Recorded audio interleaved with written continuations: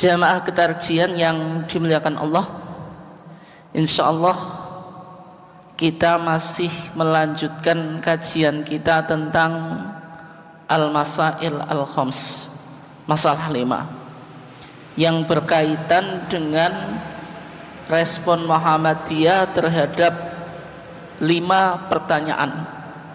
Yang pertama, ma huwa din, apa itu agama? Yang kedua, ma hiya dunya, apa itu dunia?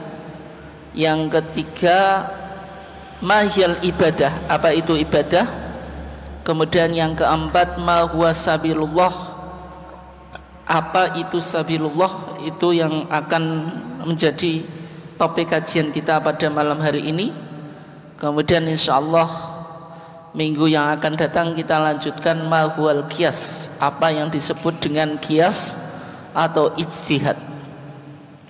Jadi masalah 5 atau al-masail al-khams itu berkaitan dengan ad-din, agama, ad-dunya, keduniaan, al-ibadah, ibadah, kemudian sabilullah, kemudian apa? Qiyas. Masalah 5 ini yang menjadi paradigma pemikiran keagamaan Muhammadiyah. Artinya manhaj pemikiran keagamaan Muhammadiyah itu harus dilandasi pada masalah 5. Jadi kalau kita bicara tentang metodologi berpikir dalam memahami agama dalam pandangan Muhammadiyah, itu sebagaimana yang dirumuskan dalam masalah 5, sehingga kajian masalah 5 ini menjadi penting bagi kita supaya memahami ideologi keagamaan Muhammadiyah secara dalam. Jamaah sekalian yang dimuliakan Allah, untuk topik malam hari ini kita akan mengkaji tentang pertanyaan yang keempat yang berkaitan dengan ma huwa sabilullah, apakah sabilullah itu? 1938 kita melihat sejarah dulu, Pak. Kenapa kok Muhammadiyah penting untuk menanyakan ma huwa sabilullah, apa yang disebut dengan sabilullah? Karena sejak Muhammadiyah berdiri, Muhammadiyah sudah bergerak dalam dakwah sosial. Dalam apa? Dakwah sosial. Dakwah sosial itu meskipun konteksnya dunia, Pak, mendirikan sekolah, mendirikan panti asuhan, itu kan tidak pernah dilakukan oleh Nabi. Tapi ketika kita membangun sekolah, membangun panti asuhan, membangun rumah sakit, semuanya ini membawa kemaslahatan, dan kemaslahatannya menjadikan Allah ridho. Menjadikan apa? Allah ridho. Dan sehingga Muhammadiyah ketika bergerak di bidang sosial itu perlu menanyakan apakah yang dilakukan oleh Muhammadiyah ini bisa masuk kategori fisabilillah atau tidak. Dan memang ada perintah dari Al-Quran supaya umat Islam itu melakukan mujahadah, Pak. Mujahadah itu apa? Bersungguh-sungguh, Pak. Meskipun mujahadah itu terkadang menjadi istilah tertentu ya, Pak, bagi kalangan tasawuf atau sufi ya. Tapi mujahadah dalam arti berusaha dengan sungguh-sungguh untuk mencari ridho Allah. Jadi mujahadah, jihad, kemudian apa, Pak? Ijtihad itu merujuk pada satu akar kata, Pak, yang semua artinya menunjukkan apa? Usaha dengan sungguh-sungguh. Ada perintah untuk melakukan jihad di jalan Allah, wajahidu fisabilillah. Tapi jihad di sini, Pak, karena di konteks Indonesia kita melakukan jihad secara fisik, pada konteks sekarang kan tidak diperlukan, Pak. Ya memang dalam konteks kita berbangsa dan bernegara pernah dideklarasikan apa, Pak? Resolusi jihad ketika melawan penjajah Belanda musuh kita jelas Pak. Tapi setelah Indonesia merdeka, jihad secara fisik itu kan tidak dilakukan Pak, karena harus memenuhi apa? Syarat gitu. Sehingga makna jihad ini harus dipahami secara fisik saja, atau segala perkara yang mengantarkan kita kepada ridha Allah itu juga disebut apa? Jihad atau mujahadah mungkin. Yang mana ini sebenarnya perintah apa? Al-Quran. Ada perintah untuk melakukan apa? Jihad. Tapi tidak harus jihad itu dipahami secara apa? Fisik. Jihad fisik itu dilakukan ketika memenuhi apa? Syarat. Artinya apa Pak? Aksi-aksi ngebom itu biasanya musim Natalan biasanya Pak, tapi mudah-mudahan nggak terjadi. Maksudnya yang sudah terjadi itu kan kita mendengar ada peledakan bom di salah satu gereja. Apakah itu dikategorikan jihad? Apakah jihad semacam itu memenuhi kriteria jihad yang diajarkan oleh Islam? Itu kan perlu dipertanyakan Pak. Yang jelas jihad dalam Islam itu ada beberapa syaratnya, di antaranya harus dideklarasikan oleh seorang imam, dalam konteks sekarang ya penguasa atau pemerintah gitu. Tapi kalau aksi teroris, anarkis, yaitu siapa yang mendeklarasikan? Kan imam mereka, dan imam mereka tidak diakui oleh mayoritas penduduk Indonesia atau mayoritas umat Islam di Indonesia. Sehingga apakah itu disebut jihad? Ya tentu tidak ya. Oke. Nah, sehingga Muhammadiyah penting untuk mempertegas makna ma huwa sabilullah. Apa itu sabilullah gitu. Kemudian 1942 Pak, Kiai Haji Mas Mansur ketika diamanai oleh Hotbestur Muhammadiyah, pimpinan pusat Muhammadiyah, untuk menyeleksi jawaban dari beberapa alim ulama yang berkaitan dengan 5 pertanyaan dalam masalah 5, maka jawaban yang dipilih oleh Kiai Haji Mas Mansur diterbitkan dalam sebuah kitab atau buku. Ketika beliau merumuskan Pak yang disebut sabilullah itu apa? Ini jawaban Kiai Haji Mas Mansur ya. Sabilullah itu terdiri dari 2 kata Pak, sabil dan Allah. Sabil itu artinya huwa thoriq, adalah jalan. Allah ya Allah. Berarti kalau sabilullah jalan Allah, maksudnya apa? Huwa thoriq al-muwassil ila ma yardahullah, adalah jalan yang mengantarkan kepada semua apa yang diridhoi oleh Allah. Min kulli amalin, dari setiap amal adzinallahu fih, yang Allah mengizinkan. Berarti perkara-perkara yang diizinkan oleh Allah Pak, kalau itu mengantarkan kepada jalan Allah, itu disebut apa? Sabilullah. Jenengan berangkat ngaji nih Pak, sudah hujan-hujan kan itu, di rumah enaknya apa Pak? Layah-layah tidur kan, menikmati suasana hujan. Tapi menyempatkan diri untuk berangkat ke masjid, itu butuh usaha sungguh-sungguh atau enggak Pak? Melawan nafsu atau enggak? Melawan nafsu itu Pak. Lah semacam itu sesuatu amalan yang mubah Pak. Tapi kalau mengantarkan kepada keridhaan Allah, maka itu dikategorikan apa? Sabilullah. Karena Nabi Muhammad SAW bersabda apa Pak? Man salaka tariqan yaltamisu fihi ilman sahhalallahu lahu tariqan ilal jannah. Siapa yang menempuh jalan untuk mencari ilmu Pak, maka akan dimudahkan oleh Allah untuk apa? Menuju ke surga. Berarti menuntut ilmu itu sebenarnya awalnya suatu yang mubah Pak. Jenengan berangkat ke masjid atau tidak, itu ada konsekuensi dosa atau Pak? Misalnya yang nggak berangkat ngaji hukumnya dosa Pak. Maksudnya ngaji tarjih sekarang ada konsekuensi dosa atau tidak? Tidak. Sehingga itu mubah. Tapi ketika jenengan lakukan, maka itu disebut apa? Jenengan menempuh jalan fi sabilillah. Demikian juga misalnya jenengan membangun sekolah, membangun masjid, berkontribusi di semua amal sosial yang menjadikan Allah ridho, itu dikategorikan apa Pak? Fisabilillah. Wa dakhilun tahta qawaitiddin. Sabilullah itu semuanya masuk dalam kaidah-kaidah agama Pak.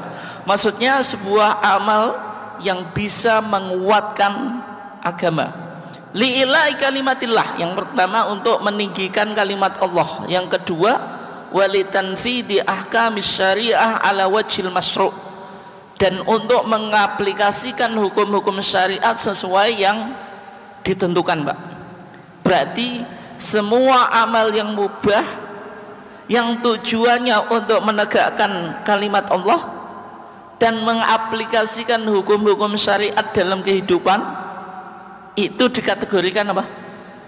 Sabilullah. Oke ya. Kemudian ketika dibawa ke Munas Tarjih Pak di Jogja ya, Muktamar Tarjih khususi 1954 1955, itu terjadi perubahan sedikit secara redaksional, tapi substansinya masih apa? Sama. Sabilullah wa tariq al-muwassil ila ma yardahu Allah min kulli amalin adzinallahu bihi li'ilai kalimati wa tanfidi ahkamihi. Sabilullah adalah jalan yang menyampaikan kepada keridhaan Allah berupa segala amalan yang diizinkan Allah, yang tadi tujuannya li'ilai kalimatihi, untuk menegakkan kalimat Allah. Yang kedua apa? Tanfid ahkamihi, melaksanakan atau mengaplikasikan atau merealisasikan hukum-hukum Allah. Tetapi yang menarik Pak, 1942 ketika Kiai Haji Mas Mansur itu mendefinisikan sabilullah, sabilullah itu memiliki makna general dan makna apa? Spesifik Pak. Yang makna spesifik kita mulai dulu, yang makna spesifik. Wa amma al-khas fa huwa al-jihad fi sabilid difa'anid din talaban li huquqihi wa adaan liwajibati. Sabilullah secara khusus Pak, sebagaimana dalam ayat yang berbicara tentang al-asnaf ats-tsamaniyah, 8 asnaf yang berhak mendapatkan apa? Zakat. Ketika Al-Quran mengatakan wa fisabilillah, sabilillah itu maksudnya apa? Adalah jihad di jalan Allah secara apa? Fisik. Maksudnya apa? Tentara yang tidak digaji oleh negara atau tentara sukarelawan itu berhak mendapatkan apa? Presentasi dari zakat Pak, termasuk satu di antara 8 asnaf dalam apa? Zakat. Tetapi yang nanti menjadi kajian kita Pak, misalnya zakat digunakan untuk pembangunan masjid, boleh atau enggak? Nah, itu Pak. Zakat digunakan untuk pembangunan sekolah, boleh atau enggak? Ya, itu enggak Pak. Nanti kita lihat Pak, boleh atau enggak? Yang mana semuanya ini kan termasuk apa? Sabilullah. Apakah masuk atau enggak gitu? Nah, sehingga sabilullah yang kedua Pak, maknanya umum. Dikatakan fajami'u abwabil khair adzinalah syari'u fa huwa sabilullah al-amah. Semua bentuk-bentuk kebaikan Pak yang diizinkan oleh syari' itu adalah sabilullah secara umum. Contohnya apa? Kaiqamatil madaris, mendirikan sekolah, wal mustasfayat, rumah sakit, wal malaji, tempat-tempat pengungsian. Ini dikategorikan sabilullah, tapi maknanya apa? Umum. Berarti sabilullah makna spesifik itu berkaitan dengan apa Pak? Tentara yang melakukan jihad tidak mendapatkan gaji dari negara. Tapi sabilullah secara general atau umum itu semua kegiatan sosial, Pak, yang memberikan kemaslahatan apapun bentuknya. Mendirikan sekolah, mendirikan masjid, mendirikan rumah sakit, semuanya dikategorikan apa? Sabilullah secara umum. Sehingga apa yang dilakukan oleh Muhammadiyah sejak berdiri, Mbak Ahmad Dahlan itu kan fokus dakwahnya pada 3 hal, Pak. Yang pertama feeding, memberikan makan kepada orang fakir miskin, kepada anak yatim. Itu masuk sabilullah secara umum. Yang kedua schooling, Muhammadiyah bergerak dalam dunia pendidikan. Mbak Ahmad Dahlan sendiri yang merintis sekolah Muhammadiyah, Pak. Mbak Ahmad Dahlan sendiri yang merombak sistem pendidikan di Nusantara, Pak. Yang dulu menganut sistem pendidikan tradisional, kemudian dilakukan apa, Pak? Elaborasi antara sistem pendidikan Barat ala Belanda dan ala pesantren. Schooling berarti juga masuk apa? Sabilullah secara umum. Kemudian healing. Dulu Muhammadiyah juga sudah merintis apa, Pak? PKU. Sehingga tokoh PKU di Muhammadiyah itu siapa? Kiai Haji Suja. Muhammadiyah sudah merintis PKU. Sekarang berkembang, Pak, rumah sakit apa? Muhammadiyah. Berarti 3 sektor dakwah Muhammadiyah, feeding, schooling, healing, ini juga bisa dikategorikan sabilullah secara apa? Umum. Tetapi kalau kita lihat, Pak, di kitab fikih klasik, Pak, nanti ini yang menjadi perdebatan, Pak. Kitab fikih klasik itu maksudnya kitab mazhab. Ini kita ambil dalam mazhab apa, Pak? Syafi'i. Di kitab Alfiyah Zubat yang ditulis oleh Syekh Ibnu Ruslan, Pak. Ini nadhoman atau baitnya ada 1000, Pak, yang berbicara tentang fikih dalam mazhab apa? Syafi'i. Ketika menjelaskan 8 asnaf yang berhak menerima zakat, dikatakan apa? Wa fi sabilillahi ghazin ihtasab wa ibnus sabili dzuftiqarin ihtarab. Wa fi sabilillah, yang berhak menerima zakat itu salah satunya apa? Fi sabilillah apa? Ghazin. Ghazin itu tentara, Pak. Tentara. Tapi dia disyaratkan harus laki-laki, Pak, dulu. Ihtasab, dia sukarelawan, tidak mengharapkan apapun kecuali pahala dari Allah. Artinya dia tidak menerima gaji dari pemerintah, tidak mengambil fa'i. Fa'i itu apa? Harta rampasan perang yang diperoleh tanpa peperangan, Pak. Itu disebut apa? Fa'i. Tapi kalau ghanimah itu perang dulu yang diambil itu disebut apa, Pak? Ghanimah. Kalau fa'i, musuhnya punya harta, Pak, belum terjadi peperangan sudah kabur misalnya, itu fa'i. Tapi kalau perang dulu baru dapat harta rampasan, itu ghanimah. La sabilullah itu maksudnya apa? Tadi tentara yang sukarelawan, tidak mengharapkan fa'i. Karena fa'i itu kan nanti dibagi, Pak, termasuk diperuntukkan untuk apa? Orang yang berjihad. Itu tidak mau, tidak menerima dia, karena jihadnya hanya mencari ridho Allah. Tentara yang semacam itu berhak mendapatkan apa? Zakat. Bagaimana kalau dia kaya? Misalnya ada orang kaya, Pak, kecukupan, tapi dia ikut jihad secara sukarelawan, menjadi tentara sukarelawan, Pak. Dikasih zakat atau enggak? Dikasih zakat atau enggak? Kehidupannya sudah cukup gitu. Dikasih, Pak, dikasih ya. Oke. Itu dalam pandangan apa? Mazhab apa? Syafi'i, Pak. dalam pandangan mazhab apa? Syafi'i. Tapi pandangan mazhab Syafi'i ini, Pak, apakah masih relevan dalam konteks sekarang, Pak?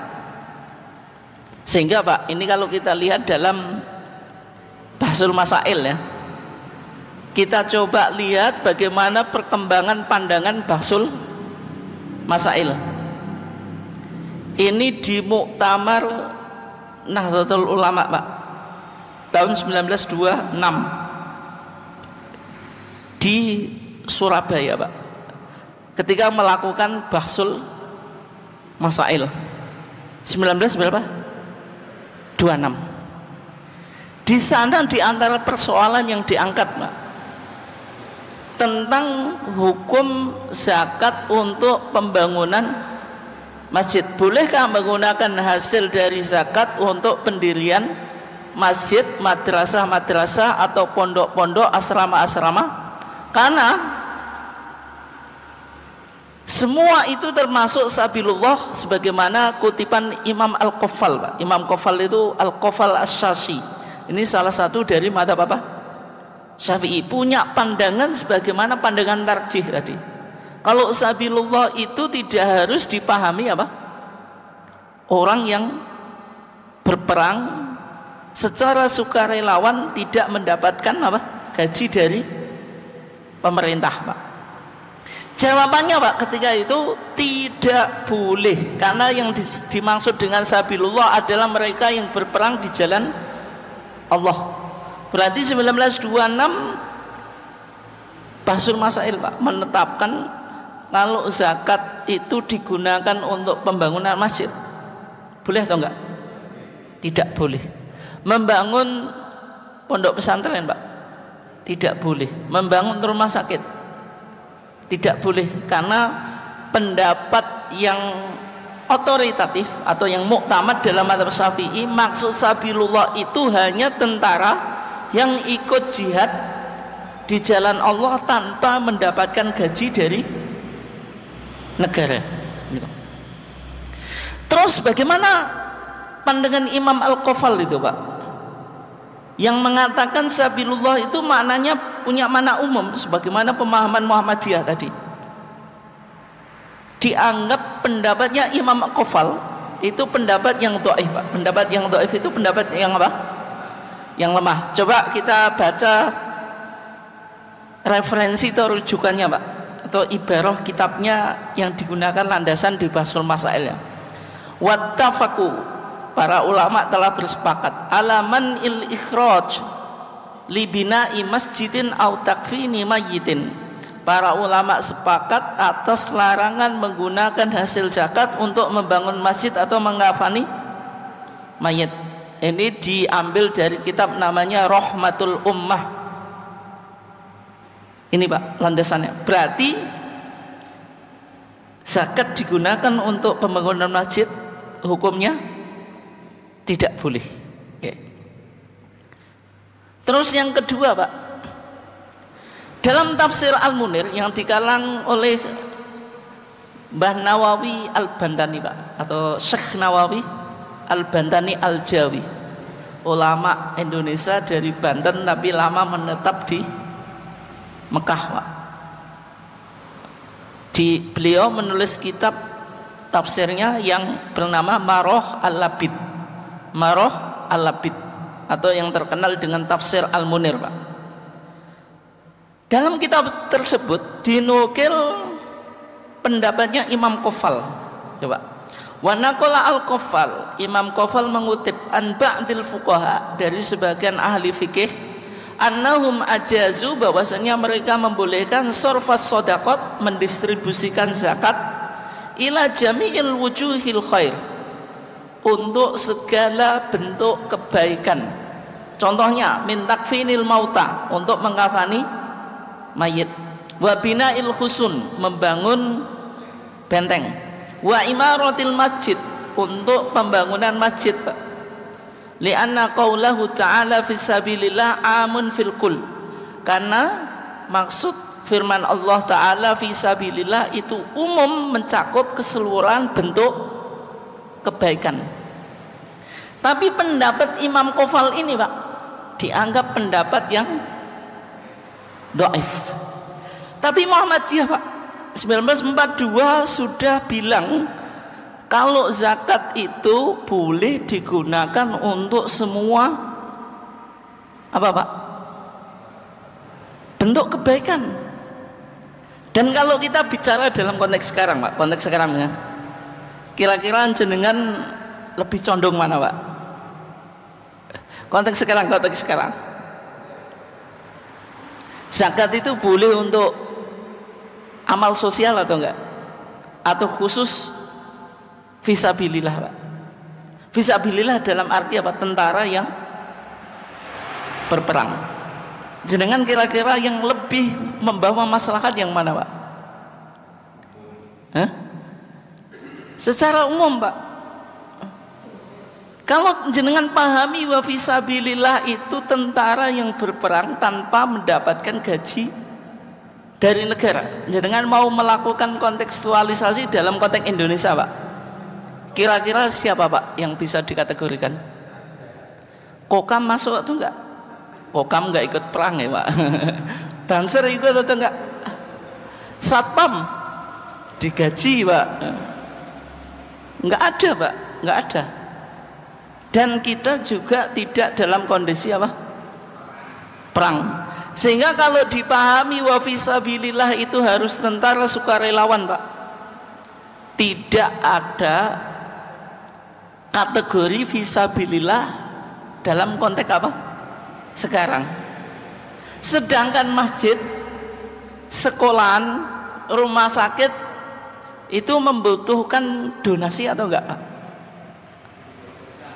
Sangat membutuhkan Pak. Nah terus zakat nggak bisa. Padahal kesadaran umat Islam dari ini Pak, dari zakat, infak, sodakoh itu yang nilainya besar apa Pak sebenarnya?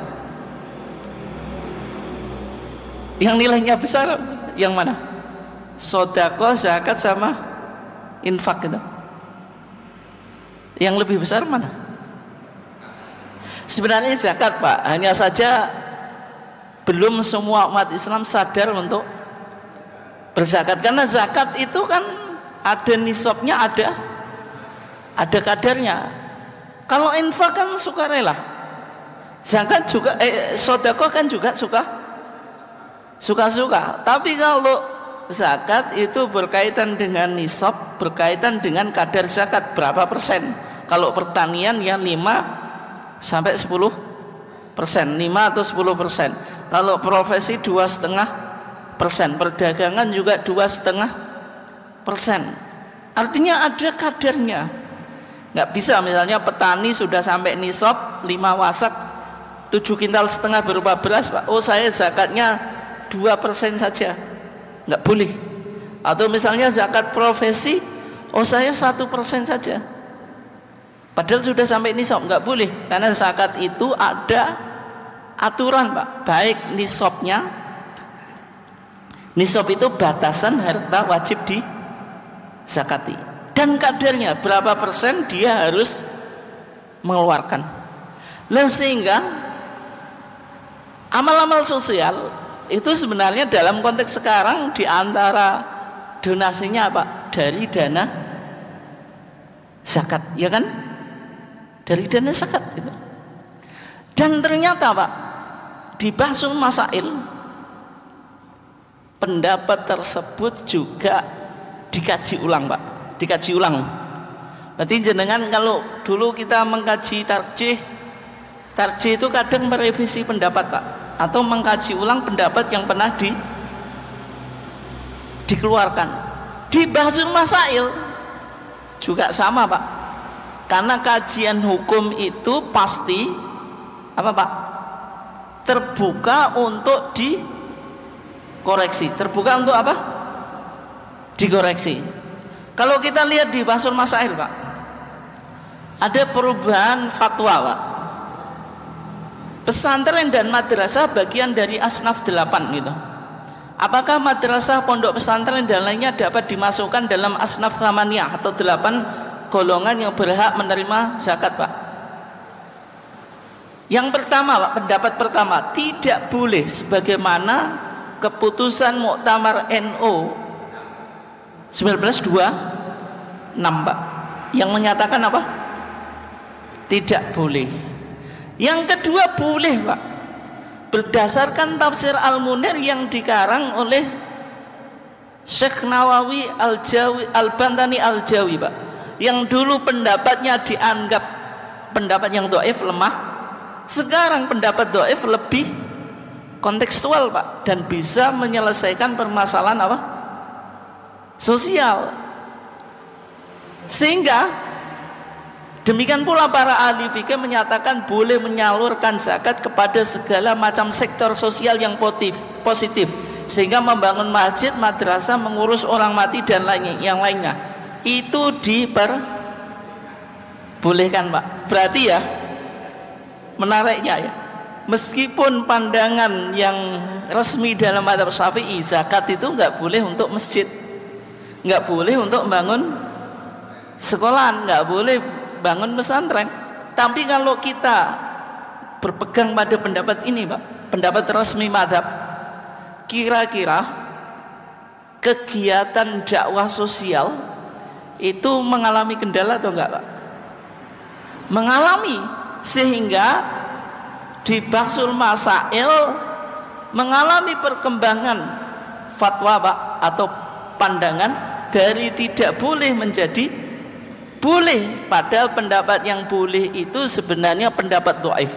Yang kedua, itu sebenarnya pendapatnya Imam Ahmad, Pak. Pendapatnya siapa? Imam Ahmad. Makanya di sini di Qurratul Ain, Pak, kitab Qurratul Ain, fatwa Syekh Muhammad Ali Al-Maliki, Pak. Innal amal al-yaum, sesungguhnya yang pendapat yang digunakan dalam konteks sekarang, bil qauli al-muqabil lil majhul, memilih pendapat yang dhaif, yang tidak kuat, Pak, karena lebih membawa maslahat, sebagaimana pandangannya Imam Ahmad tidak mengikuti Imam Syafi'i atau mayoritas ulama siapa? Syafi'i, kecuali Imam Qofal, Pak. Kenapa? Karena ini lebih membawa maslahat. Dan ternyata, Pak, saya dulu ketika kecil itu masih mengalami, Pak. Dulu di masjid itu banyak ada kiai yang bilang dana zakat itu nggak boleh untuk pembangunan masjid, Pak. Itu waktu saya kecil masih ingat, Pak, saya.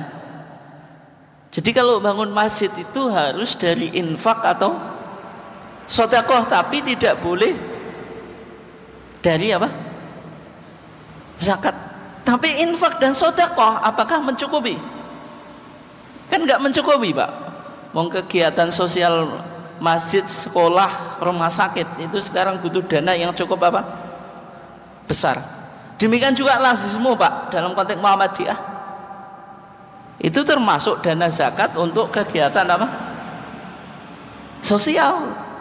Karena kalau kita pahami wa fisabilillah itu harus tentara yang berjihad, Pak, tanpa mendapatkan gaji dari pemerintah. Ya nggak ada, Pak, nggak ada kategori fisabilillah. Padahal kebanyakan zakat itu didistribusikan untuk apa? Sabilillah. Misalnya mobil jenazah atau orang sakit, Pak, untuk operasionalnya mau diambilkan dari mana? Ya fisabilillah, gitu. Oke ya.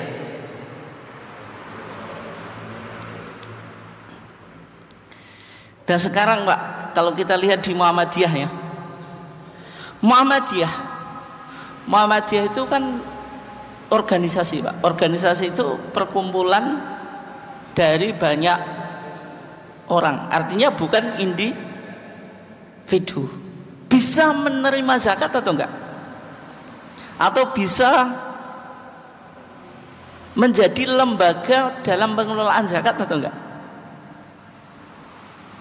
Muhammadiyah kan organisasi toh, bukan individu dan juga bukan pemerintah. Bisa menjadi lembaga dalam mengelola zakat atau enggak? Bisa atau enggak? Saya kan Dewan Syariah Lazismu Pak di Bojonegoro, ditanya kalau Lazismu punya saham itu boleh atau enggak? Nah, atau tidak boleh, kan Lazismu itu kan lembaga Pak, lembaga sosial. Atau saham itu harus perorangan. Terus yang ditanya uangnya Lazismu dari mana gitu. Nah, itu kan nanti ada apa Pak? Yang disahamkan ini presentasinya amil atau haknya orang miskin. Kalau orang miskin ya harus dimintakan izin dulu kan gitu. Kalau nya hak amil atau kan tetap ada asnaf 8 itu Pak. Kan diambil saham itu pos yang mana? Ya kalau posnya tidak ada sangkut pautnya dengan orang miskin, berarti ya boleh-boleh saja gitu. Meskipun ini bukan milik individu, sehingga Muhammadiyah mengelola dana zakat juga apa? Boleh gitu. Kenapa kok boleh Pak? Nah ini penting Pak. Sabilullah itu kan terdiri dari dua kata, sabil jalan, Allah Pak. Dalam bahasa Arab ini sekedar pengetahuan Pak ya. Ini disebut tarkib idhofi. Tarkib idhofi itu susunan kalimat yang terdiri dari mudhof dan mudhof ilaih. Jadi sabil itu mudhof, Allah itu mudhof ilaih. Dalam kaidah usul fikih Pak, kalau ada mudhof dan mudhof ilaih atau tarkib idhofi itu yufidul umum, memberikan makna umum. Berarti sabilullah ya segala aktivitas apa? Sosial, tidak dipahami hanya apa? Tentara yang melakukan apa? Jihad. Nah, sehingga kesimpulannya Pak, dari fatwa Majelis Tarjih disimpulkan bahwasanya Muhammadiyah itu boleh mengelola dana sosial, diantaranya dana zakat, dana infak dan dana sedekah Pak. Fatwa ini yang menarik, sudah difatwakan sebelum berdirinya apa Lazismu di Muhammadiyah. Ini kan di TCA Pak, fatwanya sudah dulu sebelum lahirnya apa Lazismu. Kalau sekarang karena sudah ada Lazismu itu ya semuanya dikelola oleh Lazismu dari 3 tadi, zakat, infak, sedekah gitu. Kemudian berikutnya yang terakhir Pak, karena sudah jam 9 ya. Kalau zakat untuk di luar asnaf thamaniyah Pak, 8 asnaf boleh atau enggak? Asnaf 8 itu apa kan? Innamas shadaqatu lil fuqara, yang pertama fakir, wal masakin miskin, wal amilina 'alaiha, petugas zakat termasuk Lazismu itu yang mengumpulkan, yang apa Pak, membagikan, yang mengelola dan seterusnya itu amil ya. Berarti pekerjaan Lazismu itu amil. Wal mu'allafati qulubuhum, orang yang baru masuk Islam imannya apa? Masih lemah. Wa fi riqab, budak yang ingin menebus apa? Diri. Wal gharimin, orang-orang yang berhutang Pak, tapi untuk memenuhi kebutuhan. Nah kalau sekarang semua orang ya berhutang Pak, tapi hutangnya hutang mobil, kredit Pak. Kemudian apa? Rumah. Itu berhak menerima zakat atau enggak? Masuk gharim atau enggak? Ya enggak Pak. Dia kreditnya mobil, kreditnya rumah. Oh saya gharim, saya berhutang, berarti berhak menerima zakat? Bukan. Maksudnya orang yang berhutang untuk mencukupi kehidupannya Pak. Kalau untuk tadi, untuk mencukupi rumah, kemudian apa Pak? Mobil, itu kebutuhan primer, sekunder atau tersier Pak? Hah? Bisa sekunder, bisa tersier Pak. Kalau sekunder itu yang penting punya mobil, punya rumah primer Pak. Tapi kan bisa, itu tergantung. Kalau rumahnya itu harus punya dekorasi gini-gini, itu bisa tersier Pak. Tergantung ya. Tapi intinya kredit mobil, kredit rumah itu menunjukkan orangnya mampu Pak. Kalau sekarang berarti dia tidak masuk wal gharimin. Wa fisabilillah, di jalan Allah, wa ibnis sabil, maksudnya wa ibnis sabil itu orang yang melakukan perjalanan di tengah perjalanannya apa? Bekalnya habis. Meskipun dia kaya di kampungnya. Misalnya orang yang kaya di sini melakukan perjalanan di Jakarta, dicopet Pak, uangnya habis semuanya, padahal di desanya punya mobil, punya rumah yang cukup mewah, punya sawah cukup banyak. Di sana dikasih zakat Pak, boleh atau enggak? Boleh, meskipun di kampungnya dia kaya karena dia apa? Kehabisan bekal gitu. Oke ya. Nah, pertanyaan kita, kalau zakat diberikan selain asnaf samaniyah ini boleh atau tidak? Boleh atau enggak 8 asnaf?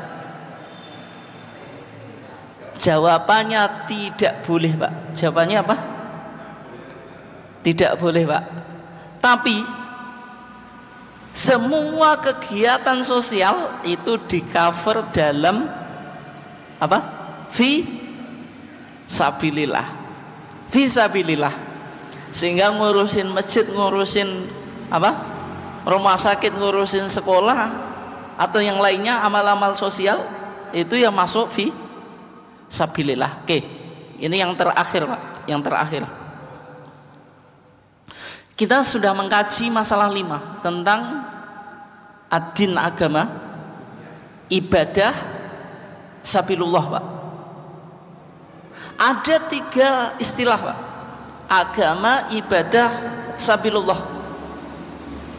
Apakah 3 istilah ini ada saling saling hubungannya Pak? Jawabannya ada Pak. 3 istilah atau 3 terminologi ini, kalau kita menggunakan bahasanya Profesor Amin Abdullah Pak, integrasi, interkoneksi, saling berhubungan. Jadi saat 3 istilah tapi maknanya apa? Sama. Kalau disebut agama, berarti hubungannya dengan pahala dan siksa. Pahalanya surga, siksanya di neraka. Kalau disebut ibadah Pak, berarti usaha kita untuk mendekatkan diri kepada Allah, melakukan apa?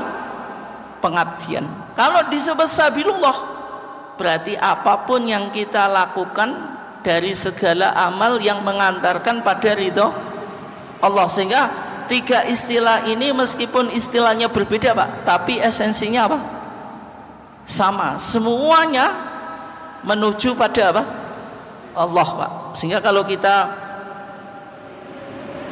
Pak simpulkan secara detail, kalau agama itu berkaitan dengan balasan Allah bagi yang taat surga, bagi yang tidak taat apa?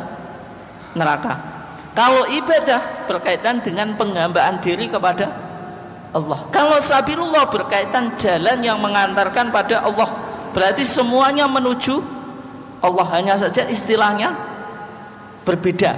Meskipun istilahnya berbeda, maknanya satu, yaitu semuanya menuju keridhaan Allah. Oke ya. Itu yang berkaitan dengan ad-din, al-ibadah dan sabilullah. Mungkin sekian kajian kita, silakan kalau ada yang ditanyakan, monggo Pak. Oke.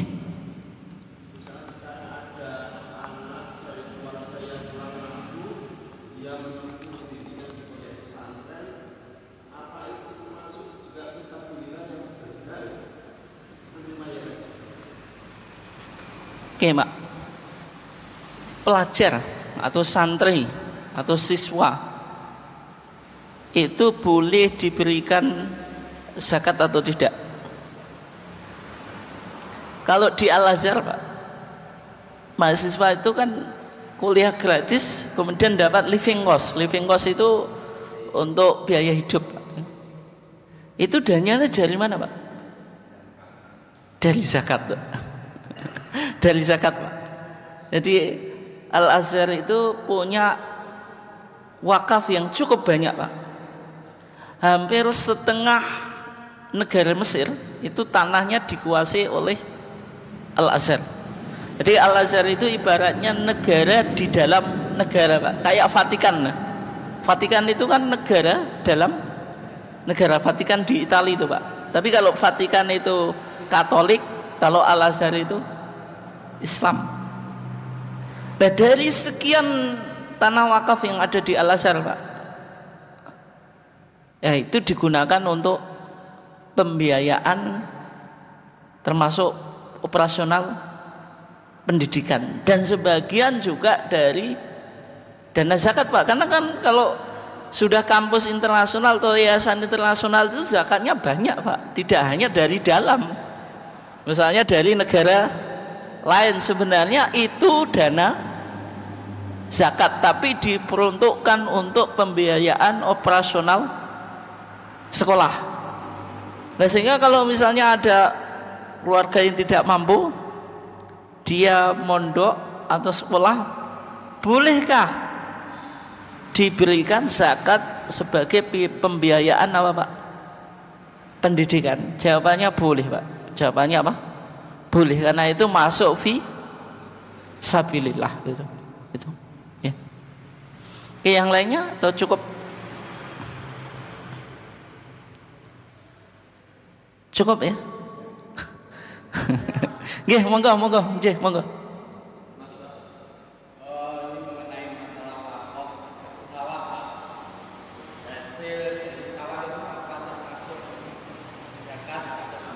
Wakaf apa? Sawah.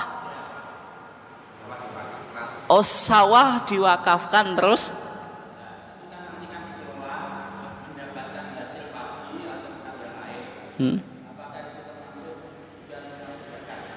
Ya. Kalau sawah diwakafkan, Pak, wajib zakat atau enggak, Pak?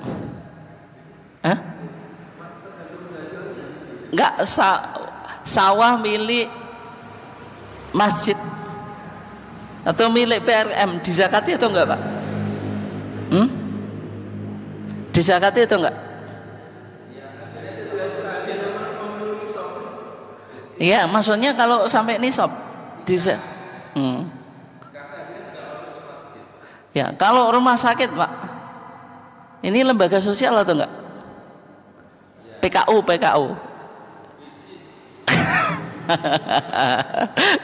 Nah, itu sudah pernah dikaji, Pak. Misalnya rumah sakit Muhammadiyah itu wajib zakat atau tidak? Di satu sisi itu lembaga sosial, Pak. Di satu sisi ada profit oriented, Pak.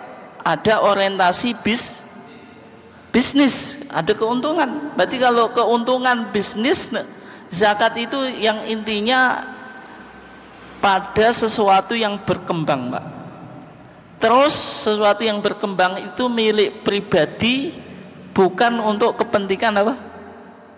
Sosial. Sehingga kalau tanah wakaf milik PRM, milik masjid, karena dia semuanya untuk kepentingan sosial, ya tidak usah disakati, karena bukan profit oriented gitu. Bukan profit apa? Oriented gitu. Nah, sehingga hasil sawah dari wakaf tidak usah disakati. Tidak usah disakati. Tapi kalau rumah sakit, ya, rumah sakit ini sudah pernah ditanyakan, ya. Dulu direktur rumah sakit RSA Bojonegoro itu pernah menanyakan, minta fatwa, rumah sakit wajib dizakati atau tidak gitu.